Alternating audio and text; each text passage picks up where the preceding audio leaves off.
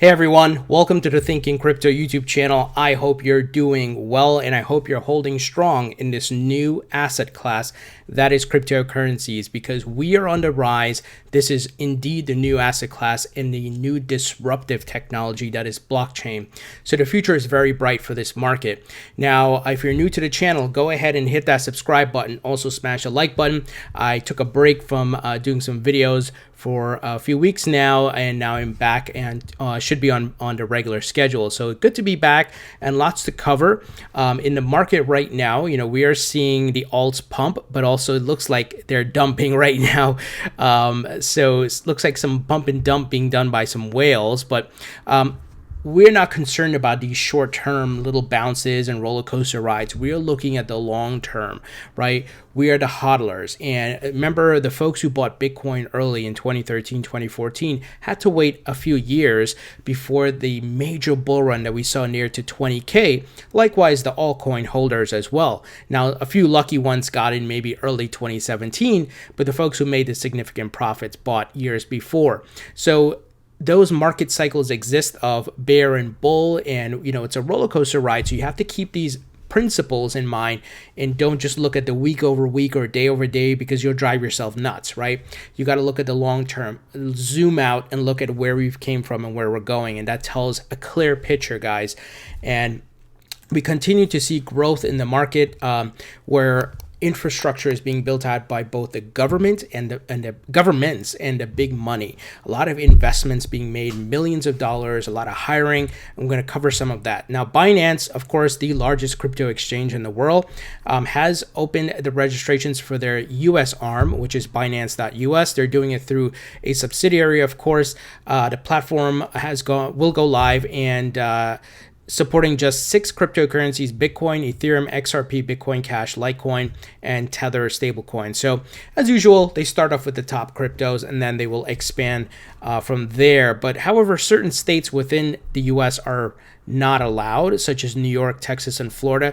New York, as you guys know, has the BIT license, so I'm sure Binance is going to have to get the BIT license from there.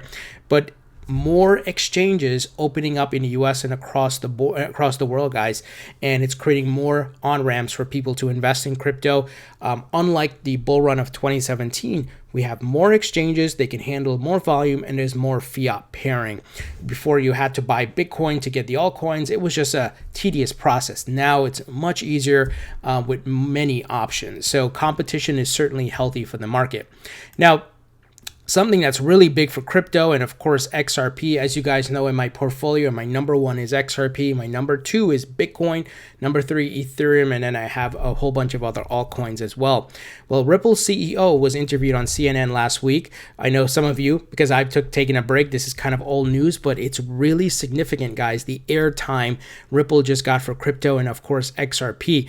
And on the screen on CNN, you see Ripple CEO Brad Garlinghouse and XRP being mentioned. So I've always told you guys that there's a marketing phase that's coming, and Brad, of course, knows this, and many of the different crypto companies, Backed, which is launching on Monday, they're going to have to market their service. So there's phases to these things, and you have to keep that in mind. We might see the price pump on Monday with Backed's launch, but I think we'll have to wait and see. I personally think that we have to wait for the marketing aspect, where we see the TV ads and the radio and the billboard and print and so forth. But really great exposure for XRP here. And we saw XRP pump really hard just recently with the altcoins. But like I said, it looks like they're dumping now. But great exposure. And, he pretty much talked about what Ripple is trying to do and achieve with XRP. So guys, as you can see, Ripple is certainly invested in the success of XRP, but we got to be patient. There's regulations, there's a whole bunch of other things that need to be ironed out here. So keep that in mind. Also, I noticed today, Marcus Treasure of Ripple, he tweeted the following: "Delighted RippleNet is expanding into Pakistan. And Faysal Bank adopts Ripple blockchain technology." So as you can see, they're going global, man. The Middle East, the Pacific, Asia, everywhere. It's crazy. It's South America. And what Ripple is doing is game changing. It's the new disruptive technology. Now, as we've talked about, I've given you guys the analogy of Amazon and Google and eBay and all these, startups in the early 90s. They did not become overnight successes. It took years, right? I'm not saying Ripple is going to take the same 10 years to get that successful.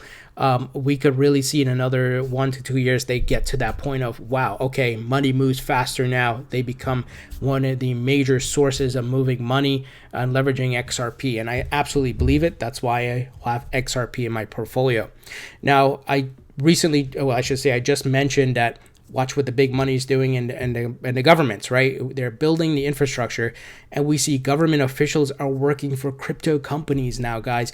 If you're still on the fence as to what is happening here, look at what these people are doing, their actions. CFTC taps Coinbase lawyer to head division of overseeing Bitcoin futures. This is becoming a fully legitimized market where they're putting in the proper pieces and the regulations and getting the appropriate personnel. Even ex-CFTC chair, crypto dad, Christopher Giancarlo, has joined the Digital Chamber Trade Group, and he continues to work around crypto, even though he doesn't have to. He could retire, right? He stepped down or he could go work somewhere else, but he's staying in crypto because he gets it. And I think you guys get it as well. You see the emerging technology and the disruption that is going to happen. Like I said, it's not going to happen overnight. It's going to take some time, but we are slowly but surely getting there. So the Chamber of Digital Commerce, a trade group focused on blockchain and crypto policy in the US. So he wants to be involved. I wonder why. Right, guys? Watch what the governments are doing and the big money, and they're all heading in the direction of crypto, guys. And BitPay now lets merchants accept Ethereum's cryptocurrency. So payment solution BitPay will soon support Ethereum, the second largest cryptocurrency by market capitalization. Right now, you can do Bitcoin Cash, and eventually Ethereum, of course. So once again, infrastructure being built, right? People being able to buy cryptocurrencies easily, but through these payment systems and so forth, spend it, and merchants and businesses to accept it. So the infrastructure for payments and being able to use crypto as a currency and so forth is being built out.